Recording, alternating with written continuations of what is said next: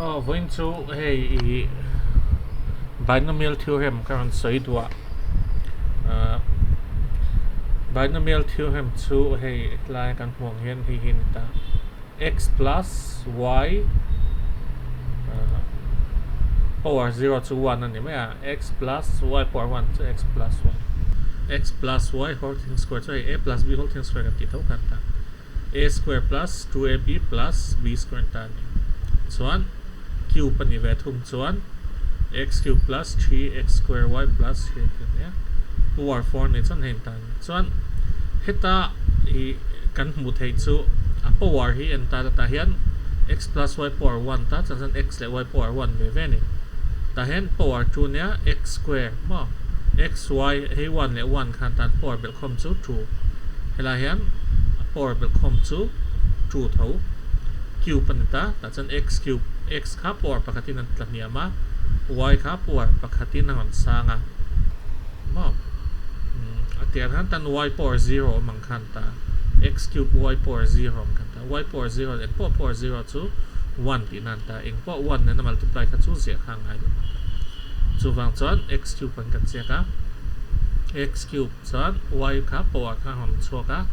pakhatin on punga ta hian y power hi pakhatin pung le a y power pakhatin pung le ma y power kha 0 1 2 3 tin cha x power ve thung ha chu x power 3 2 1 0 ma en khan kan ta ni chuan x plus y power 4 a po hian en leila x power hi 4 3 2 1 0 in kana y power chu 0 1 2 3 4 in kana ta chuan kha power ho kal dan ta ni le helai number ho hi engtin nge om fe kan ti chuan hi chu tiang pyramid ang hen kal ta ni 1 2 1 lai om ta 1 hi om ma ten 1 hi zet thlap popula chuan hemte pani bel khom chu 2 ania 1 2 1 hi x plus b whole thing square tan tan tan chuan an taila power hi tan 1 x square pula hian 1 tan 2 1 antata 1 3 3 1 so chu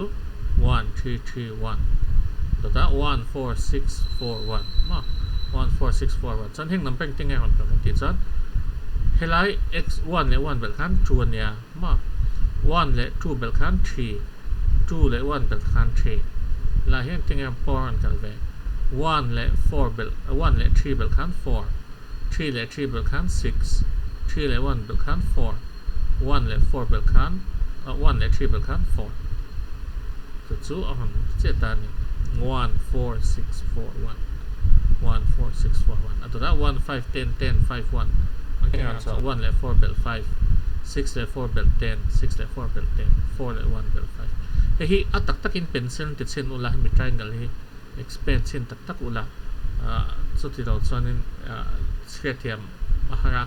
le pen ma ni han ti ve tak tak khanin paper an ti ve tak tak khan anuam tuka engan chen nge khami pyramid khai zuk ti thui thei ma kha khan ya hi Pascal's pyramid tin ka kya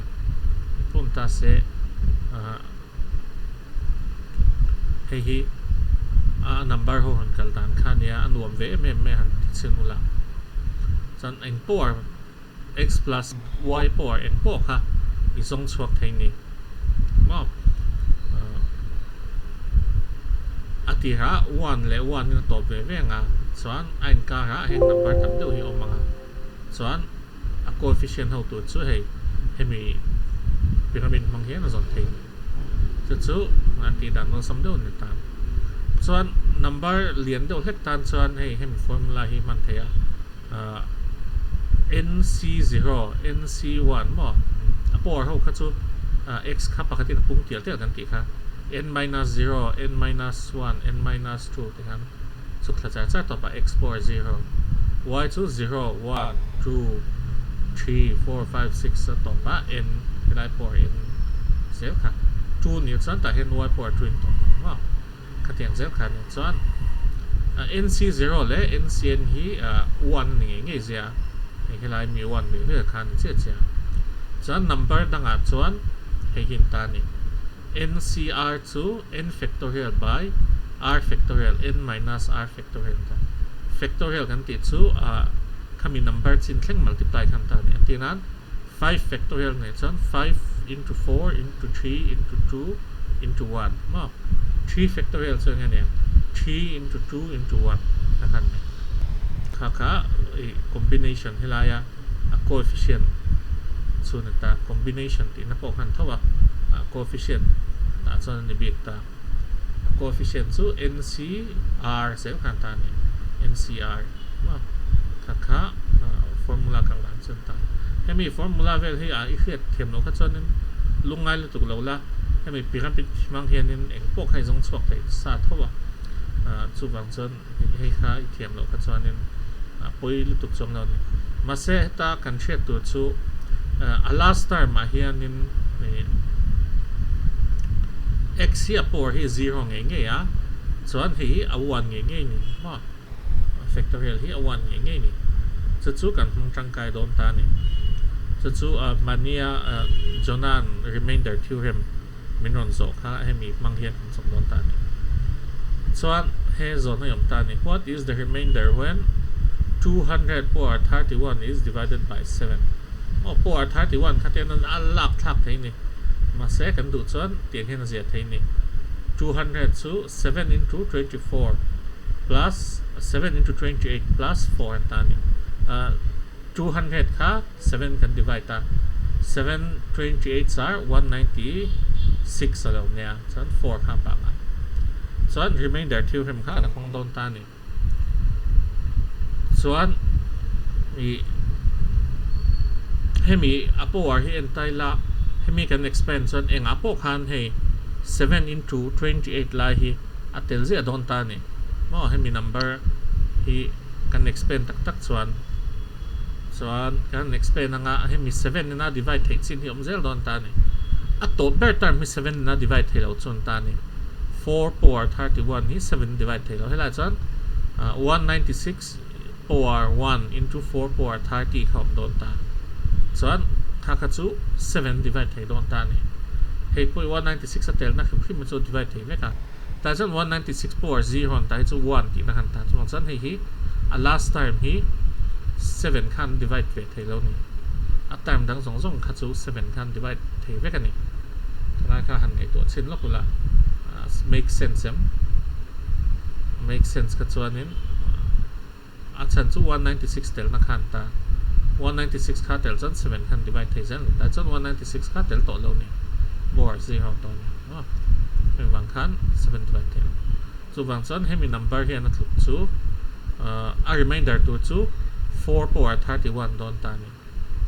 chan 4 power 31 chu tiang zong hina zia thei ta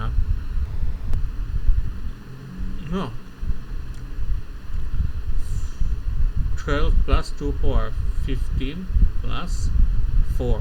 kaka remainder tu ta ni chan chu hei hi 4 kha 16 na ti chang ta ni 16 na ti chang dan chu hei hi 4 power 30 kha 4 square power 2 into 15 na kan ka ti ta chuan 16 khan ta che ta and 16 chu 14 plus 2 kan na ta ni enga tinge 16 kha ka ti kher kan ti mai thea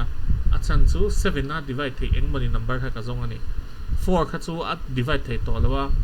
4 power 31 kha zong tak tak tur khan in ai alian nang yang box ya ka pe si lawa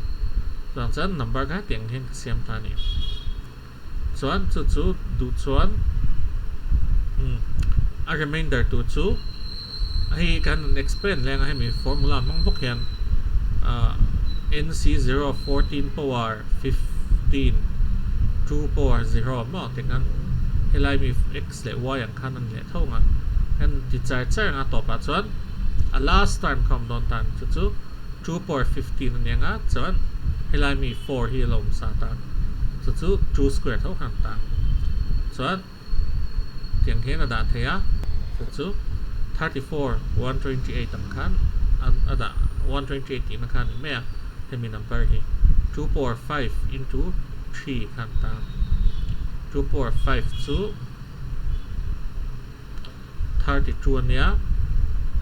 32 cube tu ni hi sorry dan kati so la 32 cube kha nya mm.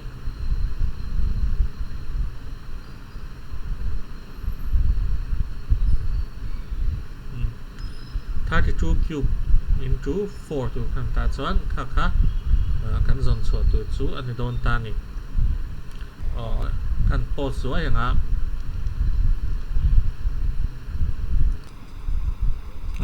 ni china kati so lai kan siam tha zuai ya chuan kan hmu theng khan a remainder kha kan la zel ta chuan remainder kha helai khan remainder kha 2 power 15 count don ta last term khan ta chuan 2 power 15 into 2 square kha kan la chuan hei kan chuaka chuan 4 cube into 4 khan le don ta 256 khan ta 256 into 7 na divide thei to number khan ta kan divide ta 4 chuaka ni ma remainder kha chuan hei ti dan dang le bok kha ta chu hei hin ta ni 200 kha voi 200 ka divide khan remainder 4 khan ya chuan 200 divide le multiply le tai la ma 200 power 1 ang khan ta ni 200 power 2 200 power 3 200 power 4 200 power 5 6 7 8 chuan 4 kha chuak ta chuan ta hin 2 chuak tan 1 chuak 4 2 1 ting khan kal chai ta ni chuan kan hmu thei chu 3 power n ani khan 1 chuak 3 power n plus 1 ani khan 4 chuak 3 power n plus 2 ni khan 2 chuak ta ni chuan 200 power 31 chu enge 3 power 200 power 3 into 10 plus 1 tan 31 chu 3n plus 1 chu hei hin ta ni 3 na khan 3 na divide thei khan 1 zia ta hei 3 ate 6 ate 9 ate pon don ta chuan a dot chia 4 a dot chia 2 tiang khan tan chuan ani le tu na khan a power kha 31 ni lovin 700 ton ta seng te kan tiang 700 ani chuan hemi case he tianga kan chaw chuan 700 ta chuan engzan nge 3 divide tai la 3 khan to tan te 700 chu 699 kha a divide thei ta chuan 699 dot chen ta ni chawang chuan 3 na divide thei dot che chu 4 thon tan chu hem tiang formula manga chaw dan idea dang le chun ta ni